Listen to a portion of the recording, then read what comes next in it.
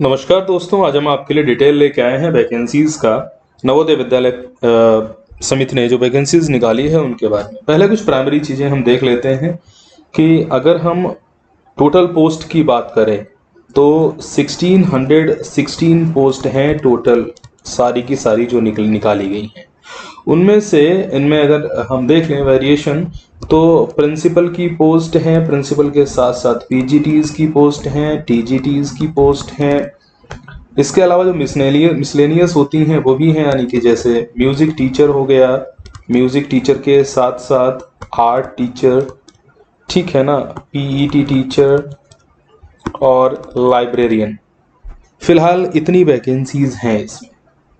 आगे समझते हैं। और एक चीज है जो थर्ड लैंग्वेज चलती है, यहाँ पे त्रिभाषा सूत्र सिस्टम चलता है नवोदया में, कि एक लैंग्वेज इंग्लिश, दूसरी हिंदी और तीसरी किसी जिस जिस एरिया में है उस एरिया की रीजनल लैंग्वेज। तो रीजनल लैंग्वेज का, थर्ड लैंग्वेज का जो टीचर होगा उसकी टीजीटी लेवल पे भी भर्ती की जाती है। तो टीजीटी रीजनल लैंग्वेज है, थर्ड लैंग्वेज की भी भर्ती की जाएगी। तो इतनी अलग अलग पोस्ट निकली हैं और जिन पोस्ट की टोटल संख्या 1616 है। ये वैकेंसी में सबसे मेन बात ये है समझने वाली कि वैकेंसी केवल नॉर्थ ईस्ट रीजन के लिए निकली है। नॉर्थ ईस्ट रीजन यानी कि स्पेसिफिकली नॉर्थ ईस्ट में जो केंद्रीय विद्यालय हैं उनके लिए वैकेंसी निकली है। ज़्यादा परेशान होने की ज़रूरत नहीं है। इस मैटर को लेके आप सोच रहे हो कि अगर चलो हम साउदर्न पार्ट ऑफ इंडिया से हैं या नॉर्दर्न पार्ट ऑफ इंडिया से हैं तो क्या मुझे लाइफ टाइम नॉर्थ ईस्ट में ही रहना पड़ेगा? ऐसा नहीं है। इसमें एक डिक्लेरेशन होता है कि 7 ईयर्स तक वो आपको नॉर्थ ईस्ट रीजन में ही रहना होगा। 7 ईयर्स तक आप वहां से नहीं निकल सकते हैं। 7 ईयर के बाद आप वहां से ऑल इंडिया जहां भी चाहें वहां पर ट्रांसफर की डिमांड कर सकते हैं। अगर वैकेंसी होती है या रूल्स एंड रेगुलेशंस के अकॉर्डिंग सारी चीजें फेवरेबल होती हैं तो आपको ट्रांसफर मिल जाता है। चलिए नेक्स्ट पार्ट को देखते हैं और आगे के पार्ट में एक एक चीज को हम समझते हैं। थोड़ा सा ध्यान देके चलिएगा, तब चीजें अच्छे से सारी समझ में आएंगी। यानी कि अगर आपका सिलेक्शन होता है तो आपको जो नॉर्थ ईस्ट के स्टेट हैं जैसे अरुणाचल प्रदेश, असम, मणिपुर, मेघालय, मिजोरम, नागालैंड, सिक्किम, त्रिपुरा, ठीक है ना, तो इन स्टेट्स में आपको मिलने वाली है, आपकी पोस्टिंग इन स्टेट्स में होने वाली है। इन सारे स्टेट्स में कुल मिलाकर के 96 जवाहर नवोदय विद्यालय हैं, जिनमें हम एक चीज और आपको बता दें कि अगर आप ट्रांसफर लेना चाहते हैं तो इसमें आगे मैंने पूरा पढ़ा हुआ है कि 2 ईयर्स के अंदर, जैसे आपकी पोस्टिंग सपोज शिलोंग में हो गई या किसी भी नागालैंड में किसी स्टेशन पे आपकी पोस्टिंग मिली, तो नागालैंड में अगर आपको किसी जगह पे पोस्टिंग मिली है और वहां पर सेटिस्फाई नहीं हो रहे हैं तो आप 2 ईयर्स के बाद अप्लाई कर पाएंगे ट्रांसफर के लिए। सपोज आपने कहा कि मुझे असम का कोई स्टेशन चाहिए और वो स्टेशन वैकेंट है, तो आप 2 ईयर्स के बाद अप्लाई कर सकते हैं और नागालैंड से असम में पोस्टिंग ले सकते हैं।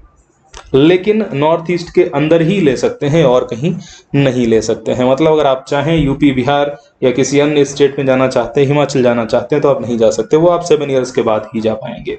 हाँ, विद इन 2 ईयर्स के बाद, अपॉइंटमेंट के 2 ईयर्स के बाद आप नॉर्थ ईस्ट के किसी दूसरे स्टेट में जो आपके लिए थोड़ा सुटेबल है वहां पर ट्रांसफर ले सकते हैं।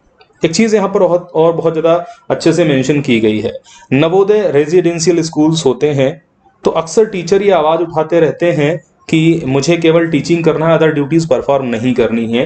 तो इस चीज के लिए इन्होंने पहले से ही यहाँ पर रिस्ट्रिक्ट कर दिया है कि आप के लिए टीचिंग के साथ साथ कुछ एडिशनल ड्यूटीज भी हैं। जैसे यहाँ पे लिखा है, in addition to normal teaching duties the house mastership, remedial, supervisory studies, organization of co-curricular studies, escorting of a student on migration, other official purposes, looking after students, welfare in general, यानी कि overall बच्चों की पूरी देख रेख, उन्हें कहीं migration पे ले जाना या फिर उनके लिए रिमेडियल क्लासेस जो लगती हैं वहां पर इवनिंग में, हाउस मास्टर्स होते हैं, अलग अलग हाउस के बच्चों के लिए आपकी पूरी रिस्पॉन्सिबिलिटीज होती हैं। अगर वो कुछ भी है तो वो आपको करना पड़ेगा, you can not deny any how. Clear है ना? तो आप इस चीज, तो इन्होंने इसलिए यहाँ पर ही मेंशन कर दिया कि कल को आप इस चीज के अगेंस्ट कहीं खड़े ना हो गवर्नमेंट के सामने या नवोदय विद्यालय समिति के सामने। आगे चलते हैं। नेक्स्ट में हम उन पॉइंट्स को देखेंगे जो डेफिनेटली बहुत मैंडेटरी हैं उन्हीं पॉइंट्स के बारे में बात करेंगे। अब यहाँ पर अगर हम बात कर लें, जो मैंने आपको बात बताई थी वो यहाँ से हम बता चुके हैं कि 7 ईयर्स तक आपको कहाँ रहना है, नॉर्थ ईस्ट में रहना है। अगर आप सेटिस्फाई नहीं है, नागालैंड में पोस्टिंग है और आपको अरुणाचल प्रदेश जाना है, तो 2 साल के बाद आप नागालैंड से अरुणाचल प्रदेश जा सकते हैं। लेकिन आप नॉर्थ ईस्ट स्टेट से बाहर नहीं आ सकते 2 साल के बाद। वो बाहर आने के लिए आपको टोटल 7 साल तक रहना पड़ेगा नॉर्थ ईस्ट रीजन के अंदर ही। उसी के बाद अब आते हैं प्रिंसिपल की वैकेंसीज के बारे में। प्रिंसिपल की जो टोटल वैकेंसीज हैं, यहाँ पर अनरिजर्व की 30 हैं, ईडब्ल्यूएस की 6 हैं और ओबीसी की 17 है, एससी की 9 है, एसटी की 4 है। टोटल 66 वैकेंसीज हैं। इनमें ऑर्थोपेडिकली हैंडीकैप्ड, मतलब जिनको हड्डियों की प्रॉब्लम वाली हैंडीकैपनेस है, उसके लिए 1 वैकेंसी है। विजुअली इम्पेयर्ड के लिए 1 वैकेंसी है और हेयरिंग इम्पेयर्ड के लिए 1 वैकेंसी है। जिनको लोगों को अच्छे से सुनाई नहीं देता है उनके लिए, और जिनको अच्छे से दिखाई नहीं देता है, उनके विजुअली कोई इम्पेयरमेंट है, उनके लिए 1 वैकेंसी है। क्लियर है ना। आगे आते हैं पोस्ट ग्रेजुएट टीचर की वैकेंसी को देख लेते हैं। तो यहाँ पर क्या हो रहा है, सारी वैकेंसीज का डिटेल दिया गया है। यहाँ भी कुछ वैकेंसीज, 1 वैकेंसी ऑर्थोपेडिकली हैंडीकैप्ड के लिए, 1 विजुअली इम्पेयर्ड के लिए और 1 हेयरिंग इम्पेयर्ड के लिए वैकेंसी कहीं कहीं पर दिखाई गई है अलग अलग कैडर में। ठीक है ना। कुछ अदर के लिए भी दिखाई गई है। अदर के लिए आप जब पढ़ेंगे डिटेल में तो यहाँ पर मिल जाएगा। फिलहाल मेरा सब्जेक्ट बायोलॉजी है, तो बायोलॉजी में पहले भी जब भी मैंने 2 बार बायोलॉजी दिया है पीजीटी जेएनवी का, और दोनों बार मैंने क्वालिफाई किया है इसका रिटर्न। पहली बार मैं इंटरव्यू में रह गया था, कुछ वेटिंग सेकेंड वेटिंग थी शायद मेरी, और दूसरी बार फिर मैं गया नहीं था क्योंकि तब तक मेरा सिलेक्शन हो चुका था किसी दूसरी जगह पे। तो फिलहाल मैंने 2 बार दिया है, तो मुझे एक्सपीरियंस है अच्छा खासा, और मुझे पता है कि पेपर कहाँ कहाँ से आया करता है, किस तरीके से पेपर की डिजाइनिंग होती है। तो फिलहाल चलिए हम आगे के पार्ट को देखते हैं। तो मैं एक वीडियो आगे डालूंगा कैसे प्रिपरेशन करें आप। तो अलग अलग सब्जेक्ट की यहाँ पर वैकेंसीज के बारे में डिटेल दिया गया है। यहाँ पर टीजीटीज के बारे में दिया गया है कि टीजीटी की वैकेंसीज कितनी है और क्या है। नवोदय में वैकेंसीज बहुत ज़्यादा नहीं होती हैं, क्योंकि टोटल अगर ऑल ओवर इंडिया देखें तो 500 समथिंग ही नवोदयाज हैं, टोटल 600 नहीं है, 500 समथिंग है। तो इतने कम विद्यालय हैं तो वैकेंसी भी उसी रेशियो में कम ही आती है। और नवोदय की सबसे अच्छी बात मुझे ये लगी कि एक रेगुलर इंटरवल पर बहुत जल्दी ये वैकेंसीज निकालते रहते हैं। अब यहाँ पर मिसलेनियस कैटेगरी की अगर हम बात करें तो यहाँ पर आर्ट हो गया, म्यूजिक हो गया, आर्ट हो गया, पीईटी मेल हो गया, पीईटी फीमेल हो गया और लाइब्रेरियन हो गया। आगे चलते हैं। तो फिलहाल ये वैकेंसीज की डिटेल आप देख ही चुके हैं। अब थोड़ा सा यहाँ पर देख लेते हैं एलिजिबिलिटी क्राइटेरिया वगैरह को, ये थोड़ा इंपॉर्टेंट है फॉर प्रिंसिपल। अगर प्रिंसिपल के लिए एलिजिबिलिटी क्राइटेरिया को हम देखें तो सबसे पहले चलो पे स्केल देख लेते हैं। पे स्केल में इनका लेवल 12 है। जब पहली बार प्रिंसिपल की पोस्ट पे पहुंचेगा तो उसका बेसिक 78,800 रहेगा। ठीक है ना। एज मैक्सिमम 50 यानी कि 50 से ऊपर नहीं होनी चाहिए। एकेडमिक में मास्टर्स विद मिनिमम 50% और बीएड होना चाहिए। प्रिंसिपल के लिए एक्सपीरियंस बहुत जरूरी है। बिना अनएक्सपीरियंस्ड पर्सन को प्रिंसिपल की पोस्ट पे अपॉइंट नहीं किया जा सकता है। क्लियर है ना। तो सिंपल सी चीज़ है, इसमें बहुत सारी अलग अलग कंडीशंस हैं। पीजीटीज के लिए ये होता है कि पीजीटी को कम से कम टोटल 8 ईयर्स का एक्सपीरियंस हो। अगर एक पीजीटी अप्लाई करना चाहता है प्रिंसिपल के लिए तो उसे 8 ईयर्स का एक्सपीरियंस चाहिए। अगर एक पीजीटी जैसे 5 ईयर्स पे क्या होता है, वाइस प्रिंसिपल के लिए एलिजिबल हो जाता है, तो 5 ईयर्स के बाद पीजीटी ने वाइस प्रिंसिपल बन गया और 2 ईयर वो वाइस प्रिंसिपल वीपी की पोस्ट पे रहा, तो उसको 7 ईयर्स हो गए। तो वो 7 ईयर्स के बाद ही प्रिंसिपल के लिए अप्लाई कर सकता है। तो ऐसा भी होता है। अगर आप पहले 5 साल पीजीटी थे, पीजीटी के जस्ट बाद आपने क्या निकाल लिया, वाइस प्रिंसिपल क्वालिफाई कर लिया, तो आप फिर 7 साल के अंदर यानी कि 5 PGT plus 2 vice principal, 7 years में ही आप प्रिंसिपल के लिए अप्लाई कर सकते हैं। अदरवाइज आपको 8 ईयर्स का पीजीटी का एक्सपीरियंस होना चाहिए प्रिंसिपल के लिए अप्लाई करने के लिए। ये सारी चीज़ें यहाँ पर बहुत अच्छे से मेंशन की गई हैं। आगे के पार्ट की तरफ चलते हैं। यहाँ पर अगर कुछ और भी देखा जाए तो जैसे इसमें क्या लिखा, person having 15 years combined regular as PGT and TGT put together. मतलब अगर कोई व्यक्ति पहले टीजीटी रहा है तो उससे नौकरी के 15 साल हो गए हों कम से कम। जैसे पहले टीजीटी थे, टीजीटी के बाद डिपार्टमेंटल एग्जाम दिया और पीजीटी बन गए, तो ऐसे केस में 15 साल आपकी जॉब होनी चाहिए और उसमें कम से कम 3 साल का आपको पीजीटी का एक्सपीरियंस होना चाहिए। ठीक है। यानी कि 12 साल आप टीजीटी रहे हों और 3 साल आप पीजीटी रहे हों, टोटल 15 ईयर हो गए ना, तब भी आप प्रिंसिपल के लिए एलिजिबल हैं। चलिए आगे की बात करें। ये डिजायरेबल क्वालिफिकेशंस है, ये मैंडेटरी नहीं है, ऐसा नहीं है कि जरूरी है, लेकिन हाँ इनकी डिमांड की जाती है। कहीं ना कहीं इन चीज़ों को परखने की कोशिश की जाएगी आपके एग्जामिनेशन में और आपका जो इंटरव्यू होगा उसमें भी। अब यहाँ पर हम पोस्ट ग्रेजुएट टीचर की बात करते हैं। तो पोस्ट ग्रेजुएट टीचर में यहाँ पर इन्होंने नॉर्मली जब आप फॉर्म भरेंगे तो वहाँ पर पोस्ट कोड डालना होगा, तो ये पोस्ट कोड पड़ेगा वहाँ पर। पे लेवल 8 रहता है और फर्स्ट सैलरी जो बनती है उसमें 47,600 बेसिक पे रहता है एक पीजीटी का। उसके साथ में अदर जो अलाउंसेस वगैरह होते हैं वो मेंशन होते हैं। पीजीटी के लिए बीएड मैंडेटरी है, बीएड के साथ साथ आपका मास्टर्स होना चाहिए। यहाँ पर अगर हम देख लें, पीजीटी इंग्लिश के लिए इंग्लिश में मास्टर्स, हिंदी के लिए हिंदी में, फिजिक्स के लिए फिजिक्स है, अप्लाइड फिजिक्स है, इलेक्ट्रॉनिक फिजिक्स है और न्यूक्लियर फिजिक्स है। केमिस्ट्री के लिए केमिस्ट्री वाले भी अप्लाई कर सकते हैं और बायोकेमिस्ट्री वाले भी केमिस्ट्री में अप्लाई कर सकते हैं पीजीटी केमिस्ट्री के लिए। मैथमेटिक्स के लिए मैथमेटिक्स और अप्लाइड मैथमेटिक्स, इकोनॉमिक्स के लिए economics, applied economics, business economics और पीजीटी हिस्ट्री के लिए हिस्ट्री से पीजी जरूरी है।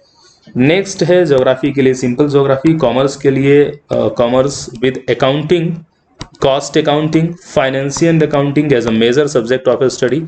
Holders of degree of MCOM in applied business economics shall be eligible। अब आते हैं अपने सब्जेक्ट पे जिसका नाम है बायोलॉजी।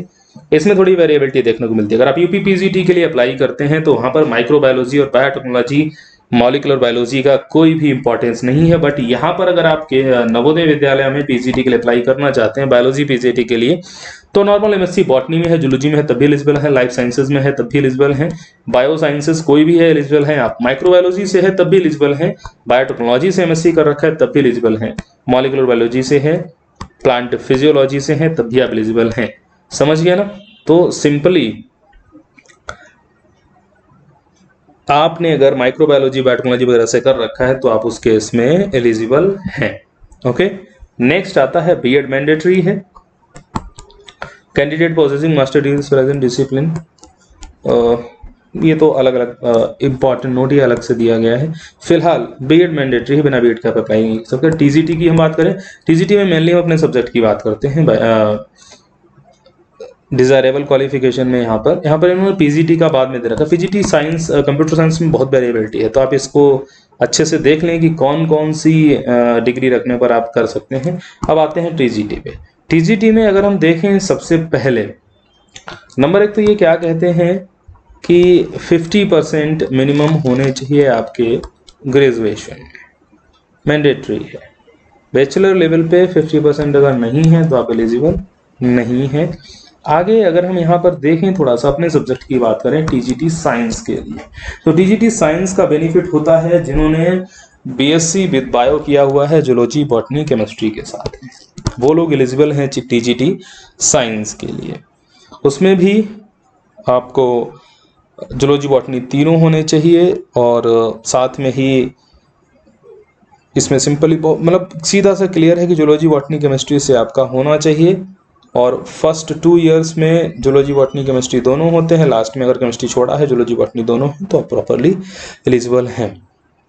ठीक है, botany zoology and chemistry in the first and second year, तो फर्स्ट और सेकेंड दोनों सालों में ये बहुत जरूरी है कि तीनों सब्जेक्ट हों आपके पास, जूलॉजी बॉटनी केमिस्ट्री। ठीक है ना, ये चीज़ है। अब चलते हैं आगे, क्योंकि लास्ट ईयर में यूजुअली एक सब्जेक्ट छोड़ना होता है। मिसलेनियस टीचर का है, उसकी कोई खास बात नहीं करेंगे हम। नेक्स्ट में हम थोड़ा और देख लेते हैं। टीजीटीज के लिए हम बता दें, ये 44,900 बेसिक रहता है स्टार्टिंग से, और अदर अलाउंसेस वगैरह होते हैं उसके साथ में। नेक्स्ट पे हम चलते हैं, और अगर हम थोड़ा सा देखें यहाँ पर लाइब्रेरियन वगैरह का तो आप खुद से अपने लेवल से ही देखें, मैंने इसमें ज़्यादा ध्यान नहीं दिया है इन चीज़ों को लेकर के, मेनली फोकस हमारा उसके बेस पर था। अब यहाँ पर थोड़ा सा और देख लेते हैं मेरिट वगैरह कैसे बनती है। पहली चीज़ हम आपको बता दें कि जो नवोदय विद्यालय जो एग्ज़ाम कराता है, नवोदय विद्यालय संगठन, ये एग्ज़ाम कराता है आपका ऑनलाइन एग्ज़ाम होता है। यानी कि आप किसी विद्यालय में, किसी इंस्टीट्यूट में जाएंगे, सेंटर जिसमें उन्होंने रखा होता है, वहाँ पर पूरा ऑनलाइन सिस्टम होता है और आपका एग्ज़ाम ऑनलाइन पोर्टल पे ही होता है। आपको सिस्टम पे बैठकर, लैपटॉप पे, कंप्यूटर पे बैठ के एग्ज़ाम देना होता है। पहली चीज़ तो है आपके सामने ये। नंबर 1। दूसरा, अगर आप मोड ऑफ सिलेक्शन की बात करें तो पहला जो एग्जाम है कंप्यूटर बेस्ड टेस्ट होता है। इसमें एक्चुअल में जो एग्जाम है आपका मेन एग्जाम होगा वो भी बताएंगे आपको, 150 मार्क्स का लगभग होता है और जिसका वेटेज 85% रहता है। और दूसरा होता है आपका इंटरव्यू। इंटरव्यू का वेटेज कितना होता है? 15% होता है। तो 85 और 15 का रेशियो रहा करता है इसमें। चलिए हम आगे थोड़ा सा और देख लेते हैं। यहाँ पर उन्होंने ये कहा कि सेंटर कहाँ कहाँ पढ़ सकते हैं, तो स्टेट और उनकी सिटीज़ के नाम दे रखे हैं। तो आप देख लीजिए आपका नियर बाई कौन सा है, आप उसको चूज करके फिल कर सकते हैं। थोड़ा सा आगे और देखते हैं इसमें क्या क्या मेन चीज़ें दी हुई हैं। डिसेबिलिटी के लिए पता है कि अगर पर्सन को कितनी डिसेबिलिटी है, 40% ज़्यादा, तभी उसको बेनिफिट्स मिलते हैं, तो वो बेनिफिट्स उस कंडीशन में मिल पाएंगे। अगर प्रिंसिपल की बात करें तो प्रिंसिपल के लिए लगभग 5 पार्ट्स यहाँ पर दिए गए। फर्स्ट है reasoning and numerical ability. Second है जनरल अवेयरनेस, जो 20 क्वेश्चंस 20 मार्क्स के आएंगे। थर्ड पार्ट है लैंग्वेज कॉम्पिटेंसी टेस्ट, जहाँ पर हिंदी और इंग्लिश की बात मेनली की जाएगी। फोर्थ है एकेडमिक्स एंड रेजिडेंशियल एस्पेक्ट्स, मतलब एकेडमिक्स की नॉलेज अच्छे से है कि नहीं है, रेजिडेंशियल में सिस्टम में क्या क्या चीज़ें रहती हैं उनके क्वेश्चंस होंगे वहाँ पर। ये 50 क्वेश्चन 50 मार्क्स के रहेंगे। पार्ट 5 में एडमिनिस्ट्रेशन और जो फाइनेंशियल चीज़ें होती हैं कि किसी चीज़ को कैसे पास करना है, उसके लिए रूल्स क्या हैं, कुछ परचेज करना है उसके लिए रूल्स क्या हैं, अदर फाइनेंशियल सिस्टम कोई क्योंकि पूरा रेजिडेंशियल है तो बहुत सारी चीज़ें परचेज की जाती हैं, तो उनसे रिलेटेड रूल्स वगैरह बहुत स्ट्रिक्टली यहाँ पर मेंशन होते हैं। 50 क्वेश्चंस और टोटल मार्क्स 50, यानी कि 150 क्वेश्चंस होंगे, 150 क्वेश्चंस 150 मार्क्स होंगे, जिसके बेस पर मेरिट बनेगी और बाद में इंटरव्यू कंडक्ट होगा। पीजीटी की अगर हम बात करें, बहुत इंपॉर्टेंट है, इसको देख लेते हैं। पहले जनरल अवेयरनेस, जिसमें करंट अफेयर के साथ साथ इस टाइप के मेनली करंट अफेयर आपको मिलता है। दूसरा रीजनिंग एबिलिटी आती है। इसमें देखिए केंद्रीय विद्यालय के एग्जाम में मैथमेटिक्स भी आती है, यहाँ पर केवल रीजनिंग आती है, मैथमेटिक्स नहीं आती है। 20 मार्क्स की रीजनिंग आती है और बहुत डिफिकल्ट भी नहीं होती है, ठीक है ना। थर्ड आ गया नॉलेज ऑफ आईसीटी, यानी कि इंटीग्रेटेड कंप्यूटर टेक्नोलॉजी वगैरह यहाँ आ जाता है। तो सिंपल सी चीज़ क्या है, यहाँ आप बहुत सिंपली देख लीजिए, तो जो कंप्यूटर है उस कंप्यूटर की बात की जाएगी। तो आप सिंपली एक छोटी, मैं एक वीडियो डालूंगा जिसमें बताऊंगा कि किन किन चीज़ों की स्टडी कर लें तो ये चीज़ आप समझ सकते हैं, ठीक है ना।